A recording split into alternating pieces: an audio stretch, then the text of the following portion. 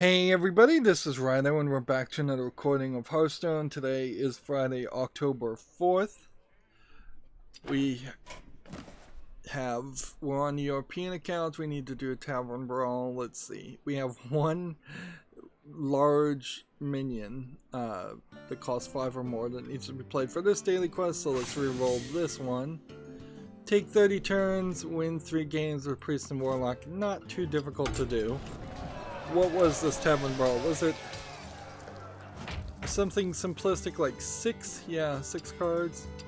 So playing as a warlock would be really dumb with 6 cards. So let's see what we can do with the priest on that. There might be 6 cards you could pick with a warlock that wouldn't do damage to you and would make sense.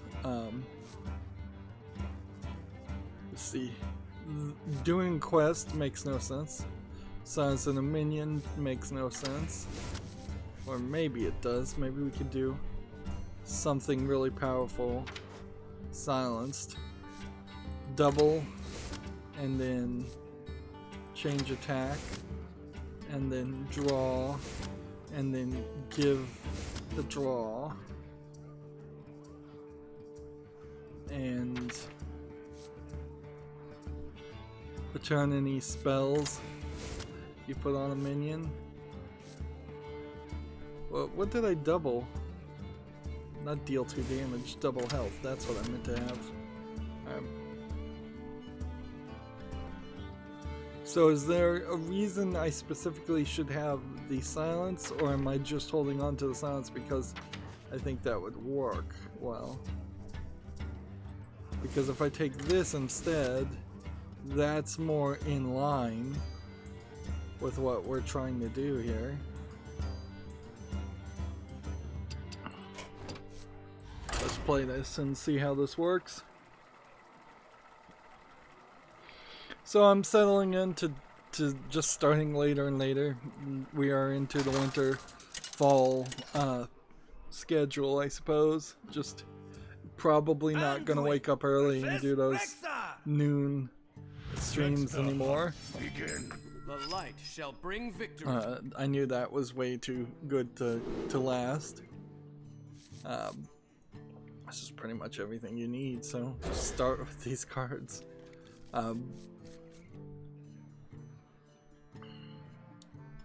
I didn't play any video games yesterday.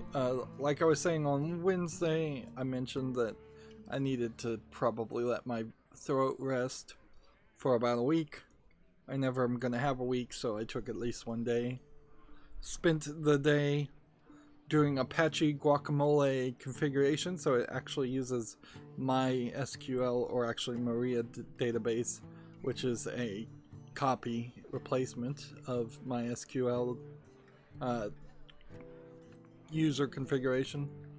Basically all it means is that it gave it a lot more functions, and it allowed you, without going into a unencrypted text file, to define the users, the passwords. The passwords being unencrypted in the text file in particular is super simplistic and pathetically insecure.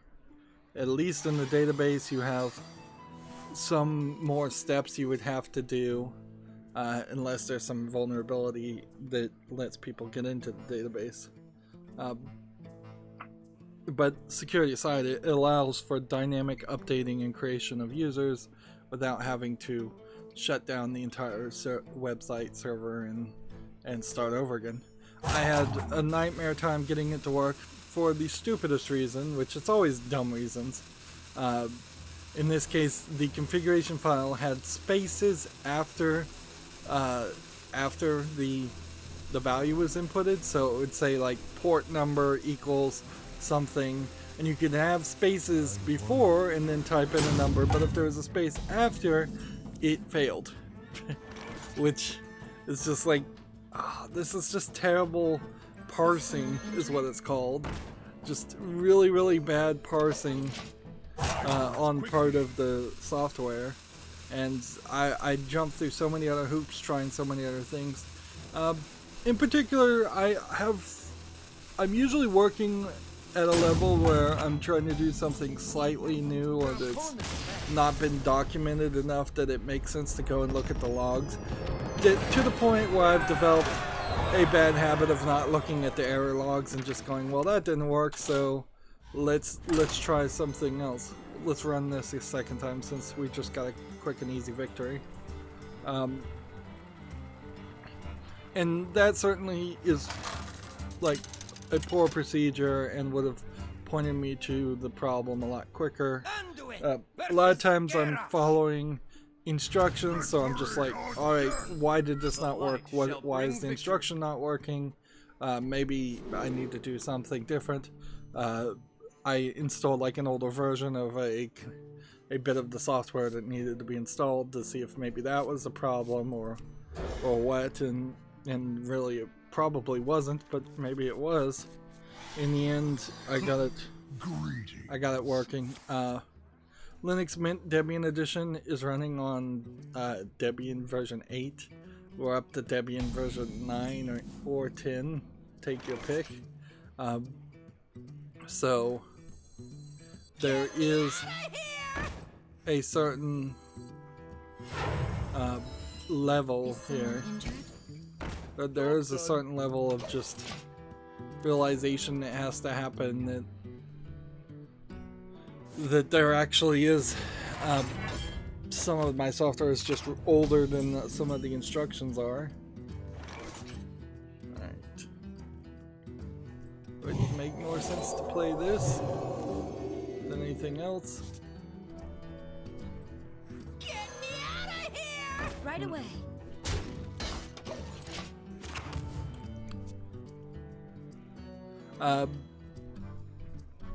But yeah, that's pretty much all I did.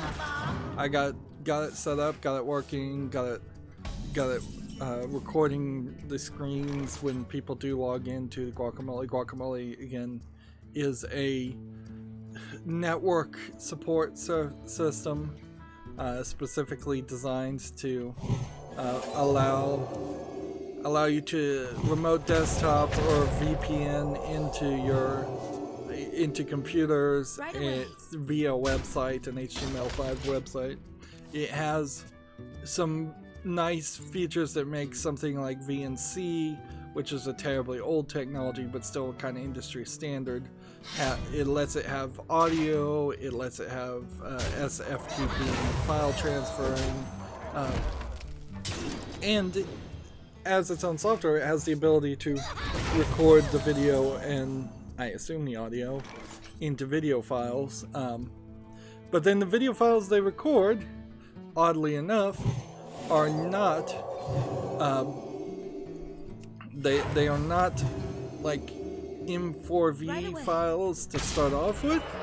They're kind of just raw video dumps, and then you have to run a program called Guac Encode to turn those raw video feeds. I don't know if it really is raw video or what it is. It's just probably some proprietary, very fast way to record everything. I would assume what it's doing is it's dumping every frame at an inconsistent frame rate, just as fast as it can. It's saying we know that there's. Is someone injured? Right away. It's probably saying that they know that they can't do 30 frames per second consistently or 60 frames per second consistently. So whenever it does draw a frame, it'll dump that, and then Guac Encode probably doubles frames down to a 30 frames per second rate. But it's annoying, certainly, to not have a finalized product. So there is this software that I'm testing out, and I'll see if it works eventually, called iNotify-Wait, which basically is looking at the inode system, which is kind of like the file system, and it's saying we know that this system is going to have. I'm gonna lose almost almost certainly here. Well, whatever.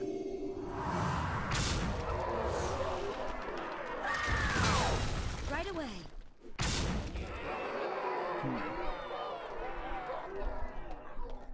Right away. I could have bumped that up to 3.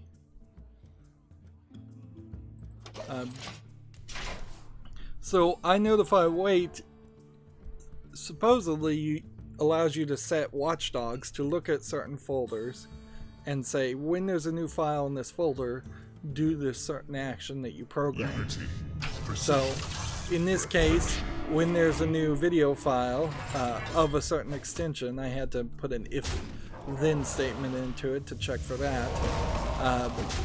Convert that into a M4V video using guac and code. There's probably a large amount of other things that could be done with iNotify-Wait, and it feels like there'd be a lot more that could be done with that. As just kind of a headless server, the files come in and you might want to process them in some way that isn't automated. But in a weird way, there's actually a lot of... I'm going to stick with this until I get a legitimate game I win, I think. Most things are automated. I assume iNotify-Wait also only acts on the files after the file has been closed and saved, because it really wouldn't do any good if as soon as that file started getting written to, it started getting processed. That wouldn't be a finished file. It has to wait until the Guacamole server records the full video file, closes it for writing, which only one program should be able to open a file for writing at a time, theoretically. And then after it closes it for writing, that's the point when it should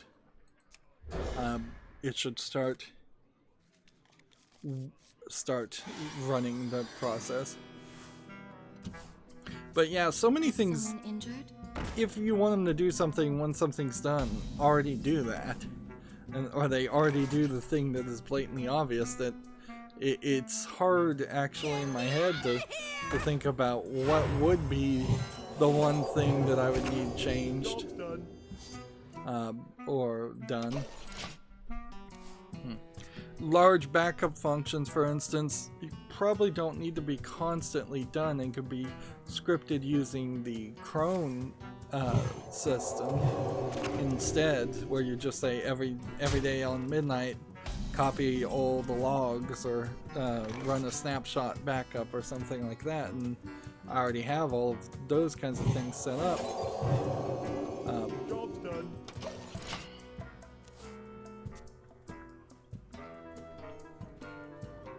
So yeah, it is weird because it totally does feel like that software should be a lot more useful, but I can't think of anything to do with it.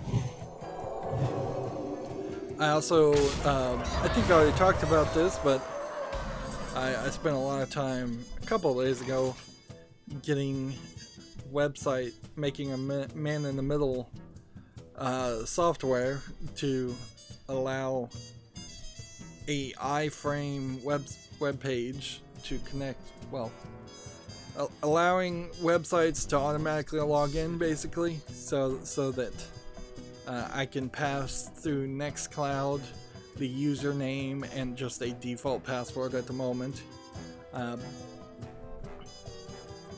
I can pass that through the URL, and then it will turn it into a post signal through an HTML post signal to then make it a way to log into a secondary website on the server. It's a lot complicated. It's really complicated to do something that should be super simple.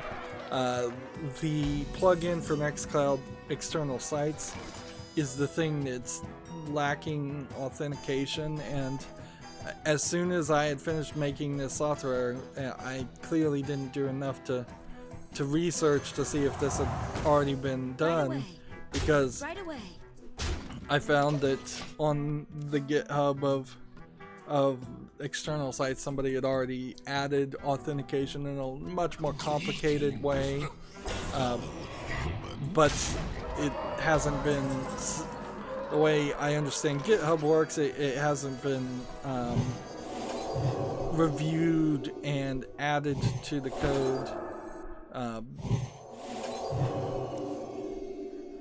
Even though it probably should be. So my entire effort, very quickly, I'm gonna lose, and this will be the last time we try this. Clearly, my strategy is not as good as I thought it was. So yeah, my little man-in-the-middle soft web page will probably have very little use as soon as it gets updated, which is great, because the way I'm doing it with a default password for all users is not a good system at all, but they don't integrate any kind of password function that could be derived, no token that could be derived based on like salting and hashing the Nextcloud user's password or unique user ID or something like that. Let's see, Priest, Silence Priest, let's play. Which really only leaves me setting up Pterodactyl, which I've gotten nowhere as far as setting up Pterodactyl on the server. And that's kind of pretty much it. There's just some, like, file manipulation. I think I may have figured out the problem with my Windows file sharing, network file sharing, Samba is what it's called.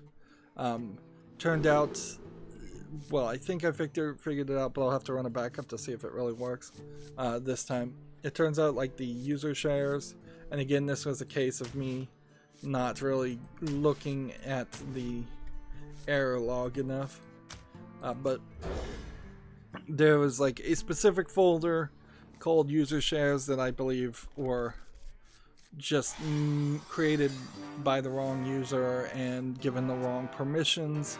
So because of that, I think those files were inaccessible, which was probably causing a conflict. There's, I think, two setups I've got here. Like, I tried to do it one way and then I tried to do it the other, and I think the two setups were conflicting with each other and one was crashing the other. We shall see if this really fixes it.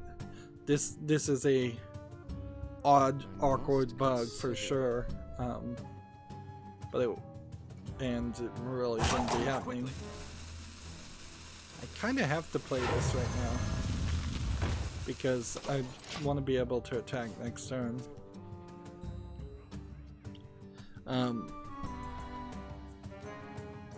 But yeah, setting up Pterodactyl, which would just be used to make a Minecraft server, which becomes less and less important as every month goes by, would be the last website server I'd want on there until I can think of something else. And something else is kind of this ever diminishing amount of ideas. Like, even the audio streaming service Apache barely has any real use, because you can much easier and better just have copy all the music to a hard drive these days.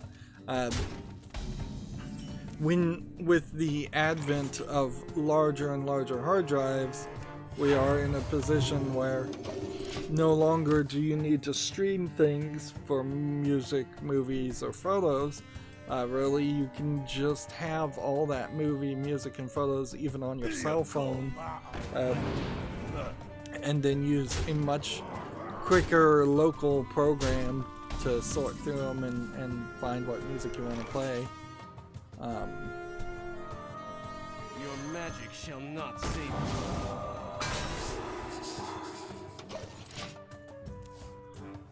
So yeah, it's starting to lose any real value, and frankly, if I had to rebuild everything for a third time on the server, I think there'd be a good thought about just skipping Apache completely, as Nextcloud in particular integrates better apps to handle different types of files. More things are being brought in-house to Nextcloud, which is exactly what I want. Like, that is totally the case.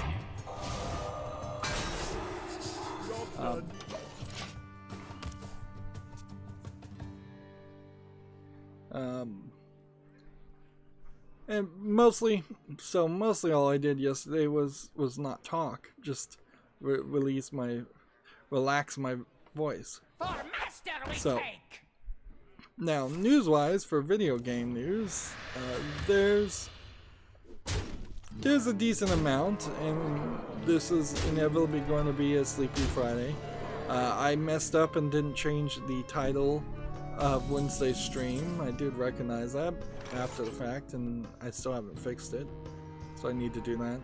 The one thing I'm not doing, and this is inherently always the case, is I'm desperately trying to avoid having to do any what's the word? I don't want to do any scheduling, but I'm gonna have to do scheduling. Like, that is the thing, totally the thing that is the problem here.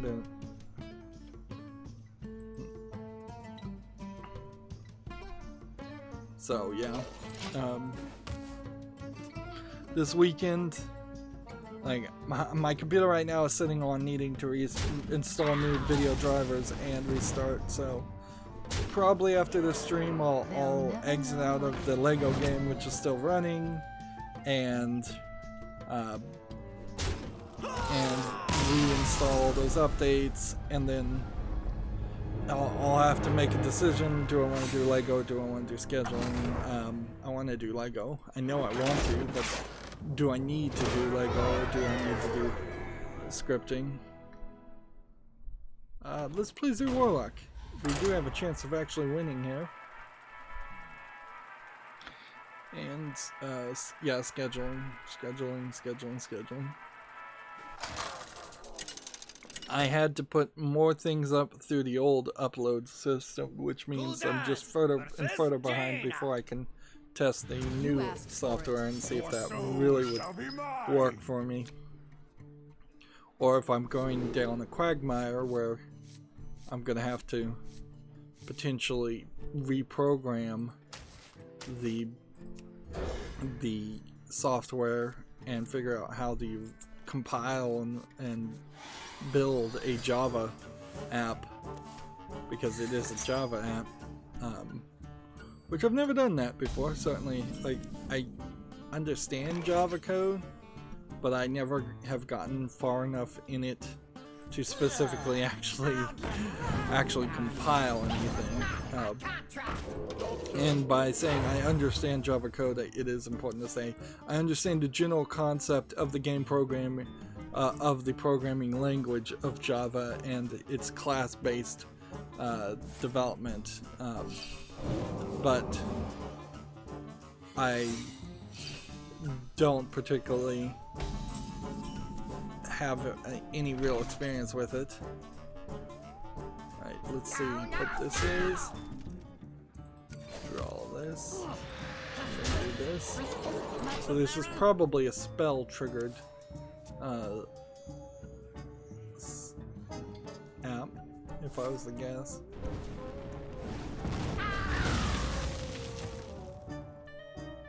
So let's just go through the news and get through this as quick as possible. We may run into a lot of daily quests that need to be done later on. Let's see what this does. Yeah, it's just counterspell. That's what I thought.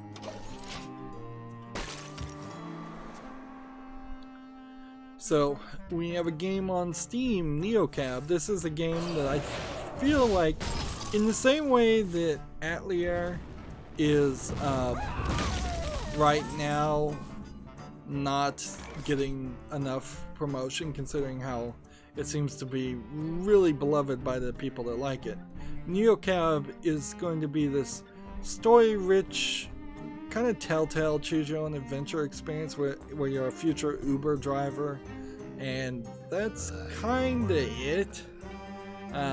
It's probably gonna be moderately disappointing, but good for maybe the 5 hours that it lasts.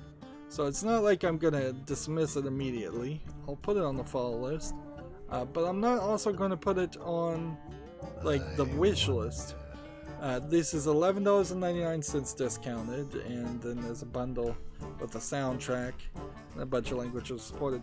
This is one of those Western indie darling games, though, compared to here you have a JRPG like Atelier that is out right now, and so you have this narrative that you can easily adopt and believe if you wish, where a lot of games were announced at Tokyo Game Show. None of it was covered by the West. Code Vein came out, and it barely got any coverage.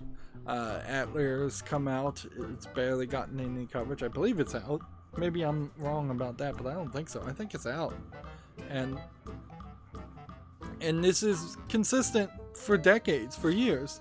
Like, it hasn't really been since maybe the 70s, maybe the late 80s, since video gamers as they were at the time, not the Gamer Bro Xbox players, Halo players that now make up a large amount of the audience. Like, video gamers in the 70s and 80s, importing games was a big deal. Playing Japanese games in particular was a big deal. It was at least 50% of the market. It was a big deal, for lack of a better word. Now it's not a big deal. Like, and that's really crazy. We've become weirdly insulated in different communities in the video game world, where somebody who's playing Call of Duty, for instance, really has no need or desire to be associated with or considered as one of the actual same group that other gamers are in, which is probably a maturing of the video game community, video game playing community. Also, like, people that read romance novels don't consider themselves just generic readers who read books, and they don't associate themselves in the same forms, I'm sure, as people who read horror novels or people who read comic books. And the act of playing a video game is much like the act of watching TV now, or listening to music or reading books or anything like that. It's just a action that can be done to assimilate, ingest any variety of entertainment. On the other hand, it's odd, in my opinion, that we've run into this situation where almost all Western mainstream video game journalists, from my perspective, have become specialized to only AAA games from the West, and are completely blacklisting, and it is definitely blacklisting. Like, if Kotaku, for instance, talks about Code Vein, and I believe they directly did this, they're going to talk about Code Vein in the way that they don't like it, that it's anime and that it has boobs. And, oh, by the way, there's a new mod already available for Code Vein. Surprise, surprise.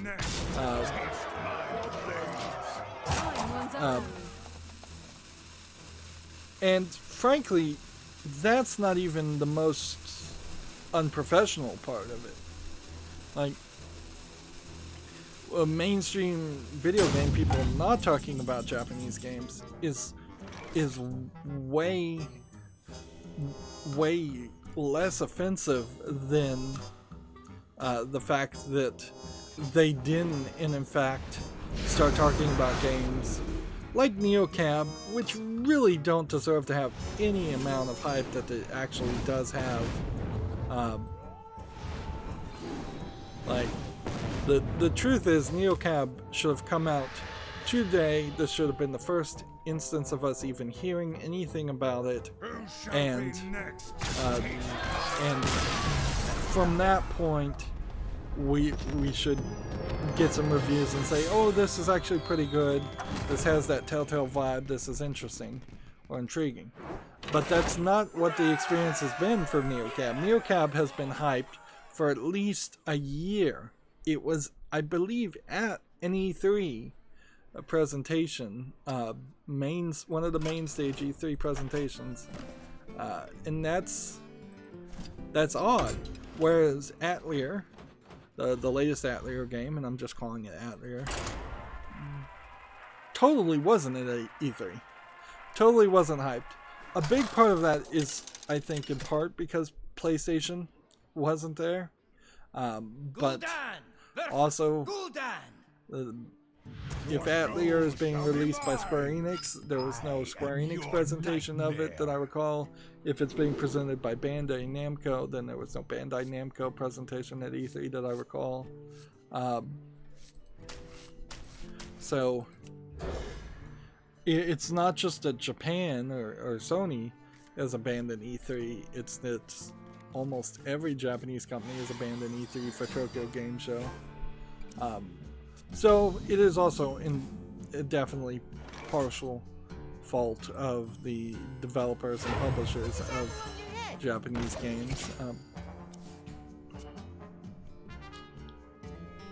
Now, Atelier is an interesting issue because I know there's been several games in this JRPG series, and they might, I don't know if they're actually really directly related to the point where I would actually need to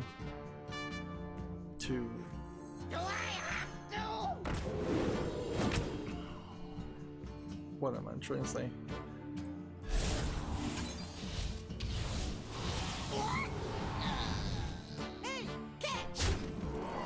Yeah, I don't know if I'd have to actually go back and play any of the old games to play the latest one.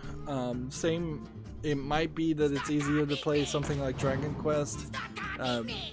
The list and the order of JRPG games that I should play and in what order is still very questionable.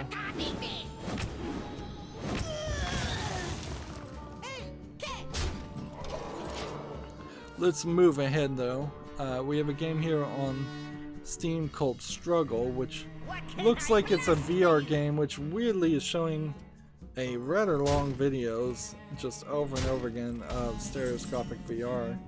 But from the best as I can tell, it also is just kind of a asset flip, like maybe player versus player. You get dropped in a asset flip area and you're fighting against someone else. There was a book that I was required to read, unfortunately, in school that was talking about how somebody took another person out into the desert and tried to murder them, and then they managed to survive through these dire circumstances, and then there was a court case afterwards in which the person tried to flip the story and say that it was the opposite, that the guy who was trying to survive was actually trying to murder the other guy. Struggle kind of reminds me of that. Regardless, Struggle is discounted to $11.99. It says it's English full audio, and it has 38 achievements with letters and numbers. And frankly, as far as the achievements go, that's not bad. 38 would be 10 plus 26 with another 2 characters, A through Z, and then 0 through 9. and then a couple other characters like a period or an exclamation point or something, I would imagine. So yeah, struggle's not really something that would be worth playing, but it is intriguing to say the least. I don't have any demons, so I can play one of these. This and then this. And then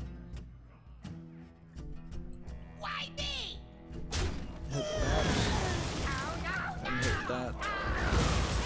And then hit that.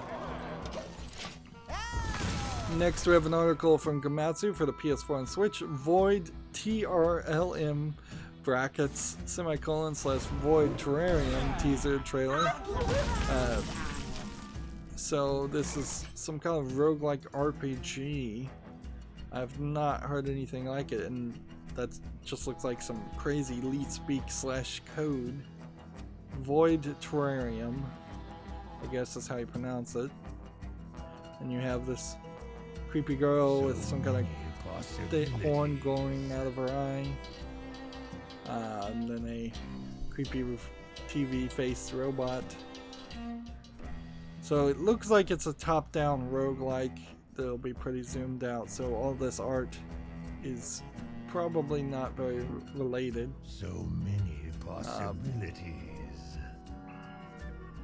I'm not gonna watch the trailer here because I think it'll just save me some time at the very least. Like, well, no, I personally need to be informed, so I have to watch the trailer.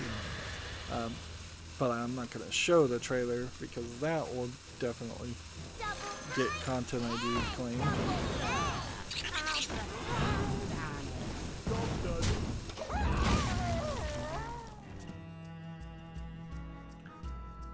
This slightly unique art style for Void Terrarium is kind of interesting.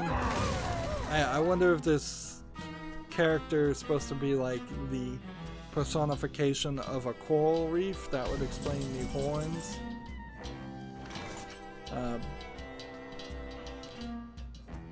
And it does seem like it kind of plays around this idea that you're collecting things for a terrarium of sorts. Why do you call? Let's see.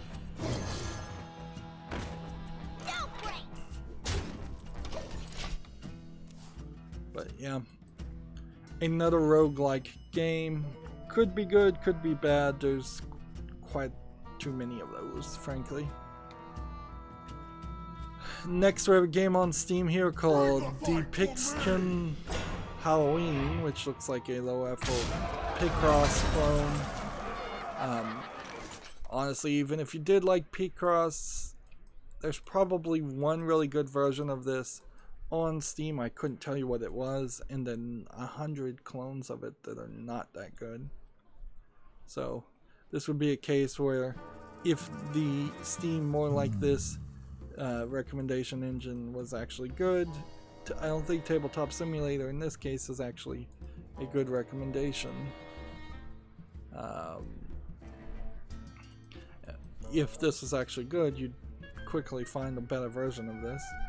Whereas this discounted to $3.47 and having 38 achievements does not look interesting visually, and just color palette wise, it's low effort and ugly.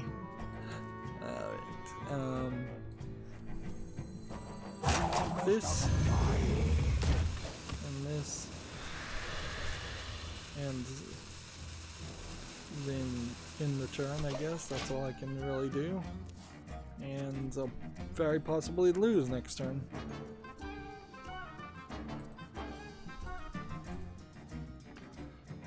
In a similar vein, we have a game on Steam called Dreamland Solitaire of Dragon's Fury, which these solitaire games that are built using the solitaire game creation engine that are not widescreen, something that I think could easily be banned if my concept of a quality council was adopted on Steam. Like, just to say, hey, these games not at 16:9 are no longer acceptable. Either use a modern engine instead of the solitaire creation engine, or use a modern version of that engine to do 16:9. This is $5.59 discounted English, German, and Russian.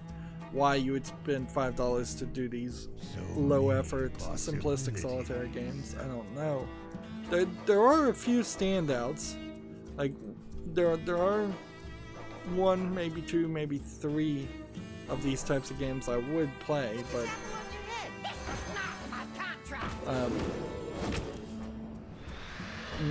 for the vast majority of time, I would say no to him. Let's see, he's playing odd boily. If I did this and this hit it twice, that wouldn't really do anything, though.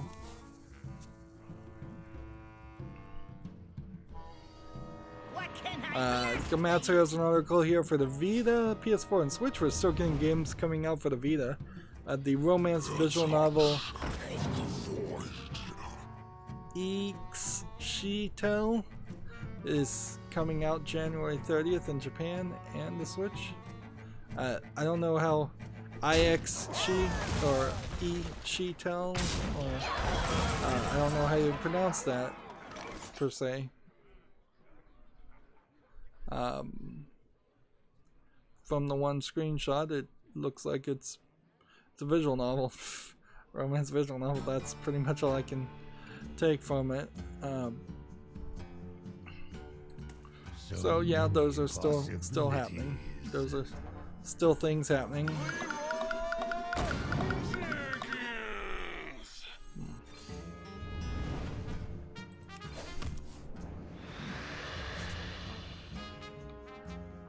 Time's up. Let's do this.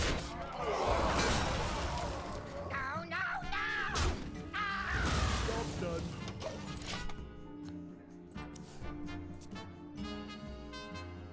This article kind of confused me for a second. For the PC, PS4, and Xbox One, Return of the Obra Dinn is coming out for the PS4, Xbox One, and Switch October 18th. So, what they're calling it an insurance adventure game. I think you better describe it as a mystery adventure game, but it does heavily rely on insurance as a gameplay story mechanic. But the thing is, because the first game in a potential Obra Dinn series, which I don't think you would, you'd have a hard time making a sequel, and you'd have a hard time using Obra Dinn as the main part of that. It would have to almost be the Return of series. But because it says Return of, I was thinking to myself, did Lucas Pope make a sequel to Obra Dinn and is releasing it to everything? Just in this kind of silent release? And the answer to that is no. No, he's just porting it to the PS4, Xbox One, and Switch, which I'm a little surprised they haven't done that. I really question the art style, which really does require a high resolution screen. I question how well that's going to look on the Switch. The PS4 and Xbox One should have no problem depicting that art style, but the Switch, I wouldn't be surprised. I really wouldn't be surprised if it runs into trouble.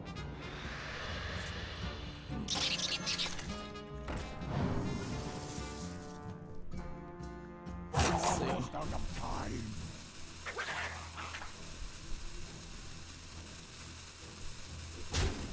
I don't think that there's anything I can really do here to save the day. I'm gonna lose. Unless he just doesn't want to let me lose, which just seems like it's the case.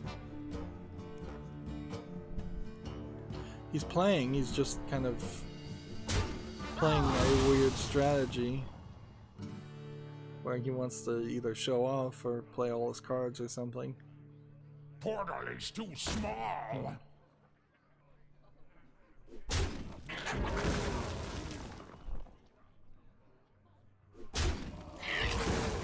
Yeah, he's really just playing very awkwardly. But he could have just won.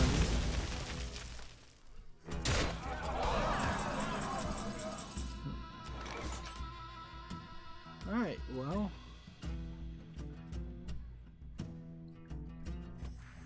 This.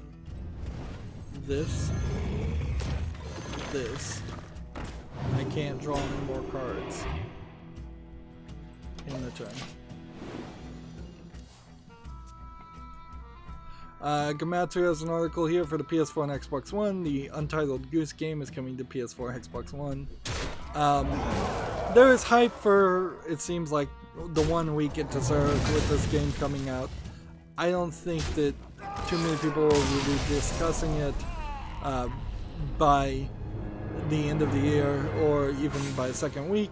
And from what I hear, it's mostly because Untitled Goose Game is not really programmed well.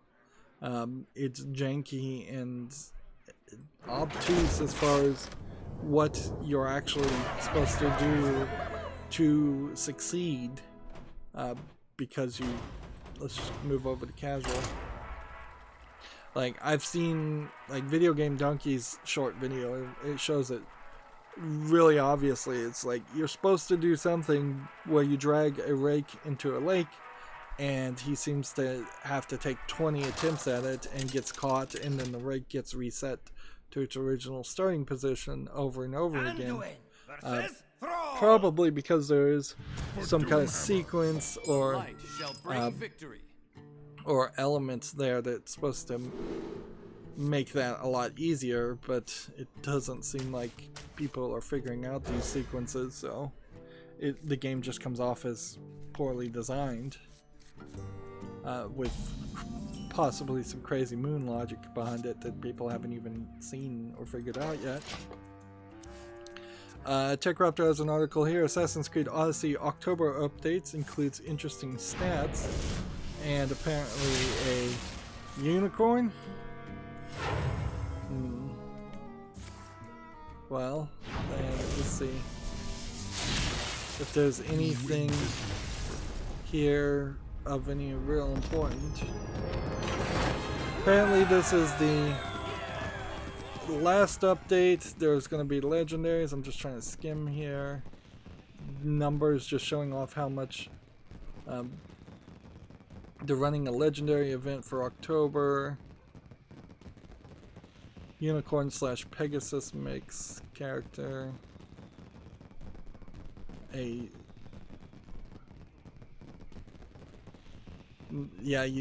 really just this mount. That's pretty much all you get in a legendary event. And inherently, as somebody who has really felt like they blinked and missed all of Assassin's Creed Origin and Assassin's Creed Odyssey, the idea that they were going to just focus on not annualizing Assassin's Creed and not and taking their time and kind of taking 2 or 3 years, even maybe even 4 years between each game, that has completely flown out the window. Like, the Assassin's Creed series in particular, as one of the few series that I even was on board to start off with, has now just turned into something like the Final Fantasy series, where if I was really going to try and play all the Final Fantasy series, then I would be skipping over large swaths of the series, and Assassin's Creed is really the only one out there that doesn't have a good justification or an easy way to skip over games, because there is this level of I'm just gonna play ranked, even if it lowers my rank here. We're on the Asian account now. Like it really doesn't make sense to skip from playing Assassin's Creed 3, I believe was the last one, or was it Assassin's Creed Revelations was the last one I covered. I don't know which one actually goes before which. I think it was Revelations, actually. 3 was kind of rushed and really, I don't think deserved to be the numbered expansion, if I recall correctly, but I could be wrong about that also.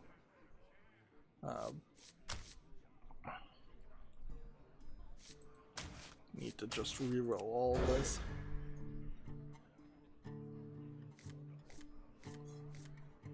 So yeah, there is some argument to skip over 4 because nobody really liked 4, and then skip to Black Flag and the pirate ones, and then skip over some of the games after the pirate ones. But I still kind of want to go through it in a serialized manner. Job's done. With the exception of the Lego games, the Assassin's Creed is about the only long-running series I've actually committed to covering. The Tomb Raider game, like Tomb Raider 3, if somebody gifted me that would be nice, because then that would move me more forward towards covering the Tomb Raider reboot. All the old Tomb Raider games, though, I skipped over those, so there's a factor in that where I don't know if I'd ever really commit to going back and playing the old Tomb Raider games. Kind of depends on how long or if at all they bother to make any more of the new Tomb Raider game, any more new Tomb Raider games of any series, frankly.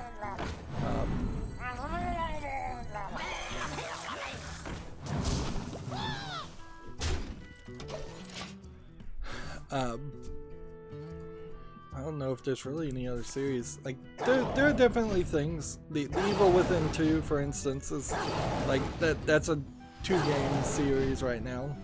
It makes sense to play that.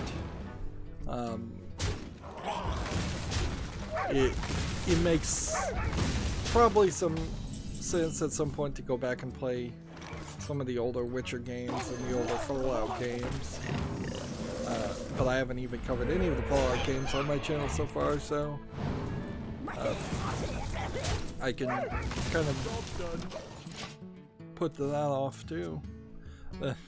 This is Steam PC gamer problems in a nutshell, though, is that, oh, I have over 1,000 games on my Steam account, and I don't know what order to play them all. Even though I would say at least 200 of those games are probably garbage games, and I would suspect at least 100 more of those I've already covered on my channel, and maybe 100 more of those that I would just never play.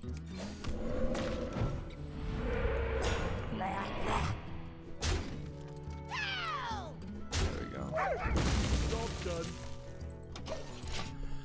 Moving on, we have a game on Steam here called Stay at Home, which looks to me like it is really just a cartoon. Like, I've been watching this, and it seems like maybe you're playing as a cat who is trying to catch a mouse, and that might be it.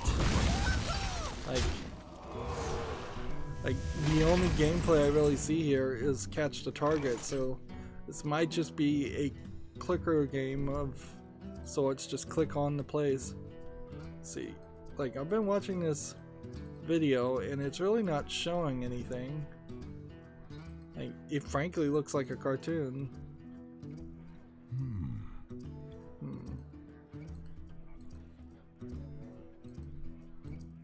Yeah.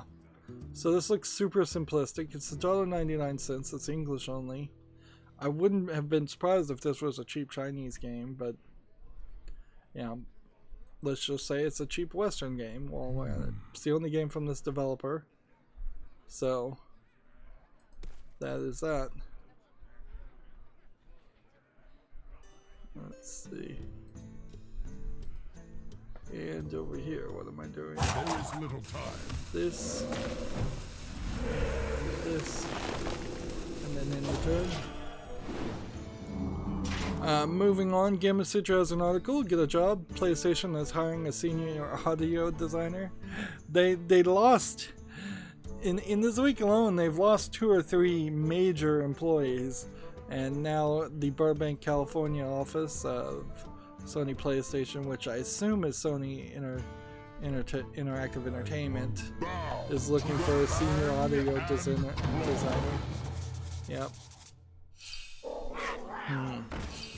Yeah, it's SIE, which I keep mispronouncing as SEI for some reason. I don't know. I got it wrong once in my head, and now I can never get it straight.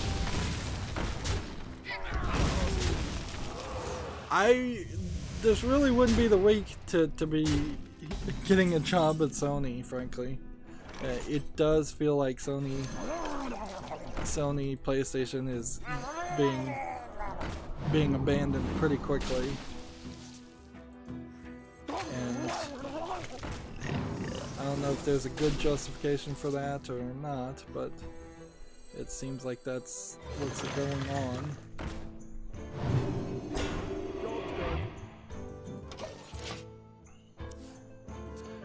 TechRaptor has another article here. A game called Yes Your Grace is a kingdom management RPG coming next year, which kingdom management games in general, they're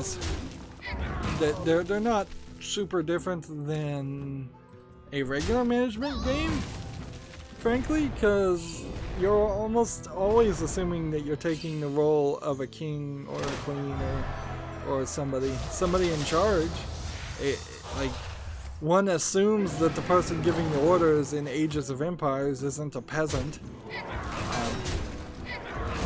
This game has pixel graphics, and it seems like it has a collection of a few animations, which I assume would get somewhat repetitive pretty quickly.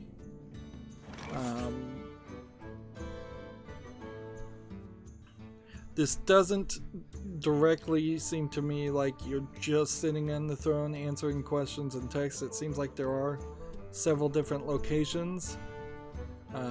They've made an interesting decision to have a king with 4 daughters of varying ages, or a wife and 3 daughters. I guess it's wife and 3 daughters. And Job's done. that almost assumedly means that you'll be marrying them off or raising them to be your replacement at some point. Princess Maker is a similar concept as far as raising a princess to run the kingdom, assumedly at the end, done a very different way. That is more of a parenting sim, where this seems like this is more of a walk around. Let's just keep playing ranked. We need those ranked victories, even if we do fall down in the ladder. But yeah, I'm not really seeing too much in Yes Your Grace that would change things. And it's a little odd, I would say, that we've never seen like a full 3D hyper-realistic game where you play as a king. Probably because it's not that interesting. It would be my guess. Like, when you really boil down to it, if you had started Skyrim as the King of the Nords, and you were sitting on the throne making a bunch of political decisions and never really allowed to just go investigate the tombs or go fight in any battles, really, that kind of goes to show, like, the flaw in a nutshell. Like, if you are going to have a character as this king, they need to be a secret king, or they need to be a prince who's run away, or a king who's run away from his royal duties. because you need to get out in the world. You need to be able to do dangerous things. You need to be able to fight. You need to not have every character you run across agree with you or bow before you. Like, effectively in Skyrim, you are a dragonborn, which is of high prestige, but that it comes with really no commitment to force you to do something with any kind of timeline, deadline on it. Moving on, we have a game on Steam called Hearthstone, which is a single screen Unity game, which we're not seeing a lot of these anymore, where you spin it around and try and match all the colors, I think. This doesn't look terrible. This looks like this might be from the same developer as some of the other Hex Grid games, but apparently not. So, I like logic puzzle games. This is $2.99. It has 78 achievements, so it probably is an achievement game. What was the game I was thinking of? Hexagon? Man, the more like this really needs to get improved. So, I'll put this on the follow list, but I probably won't put this on the wish list because it has way too many achievements for a single screen Unity game. This doesn't look terrible, but a lot of these puzzle games, frankly, get too difficult. I have several of which I've covered and just kind of been like, alright, I've had enough at this point. There's no need to keep on playing. There's no need to try and beat all the puzzles possible. And we'll break up this recording, I guess, after this recording at this game, because my timer's going off. Next, we have a game on Steam here called TerraGuard. Looks like an RPG Maker style game, NES style RPG. It's like, yep, $7.99, English only. Nothing impressive about it. Let's see. Can we do enough? Can we rush? We could give something poisonous. We can do that.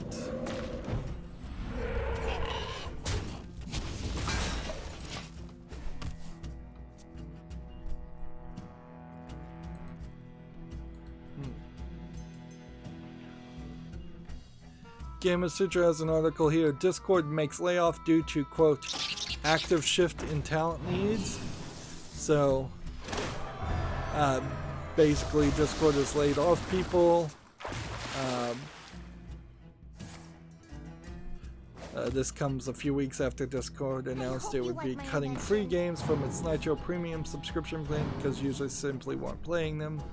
So yeah, Discord is desperately trying to find a way to monetize itself when, in all realisticness, Discord only had a chance of being a successful piece of software if, and only if, it had stayed as a kind of open source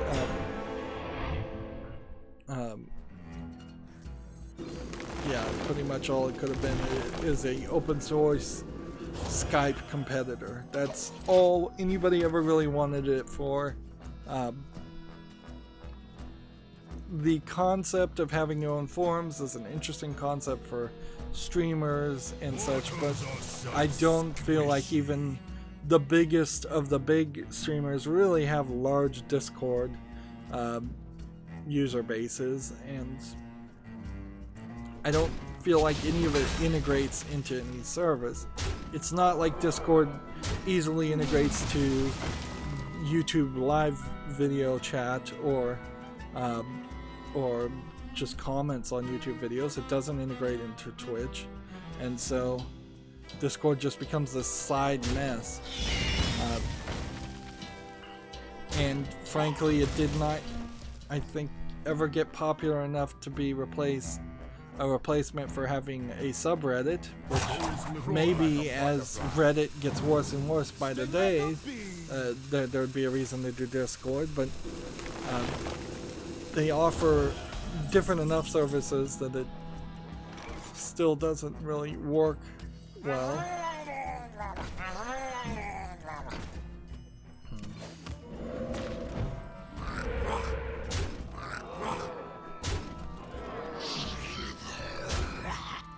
In the turn. And hopefully that will be enough.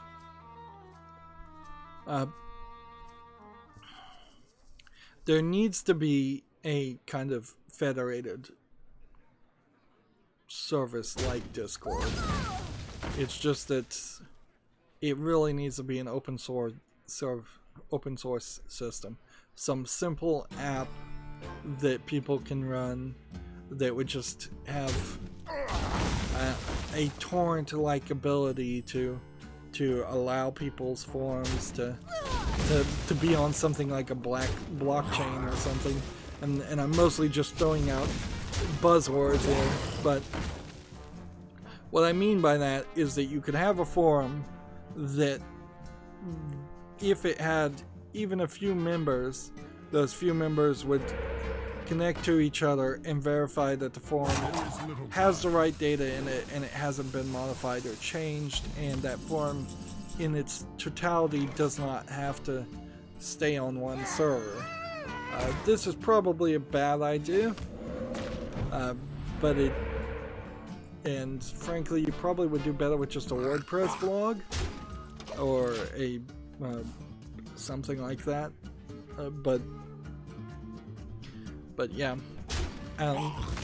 there's a lot of technology you could do that is cool with something like a Discord software, but none of it's going to make you any money, and there really is no way to make money there. It's a little surprising Discord didn't just throw ads into all the forums. That would be their better move instead of trying to sell games. I wonder if perhaps in its development it swore it would never put ads in the forums. And ads in the forum would certainly be annoying, but that's pretty much what Reddit is in a nutshell. Is a lot of those posts are straight up just shills advertising things. And some of the responses I see on some conversations on Reddit are just insane responses. Insane echo chamber responses.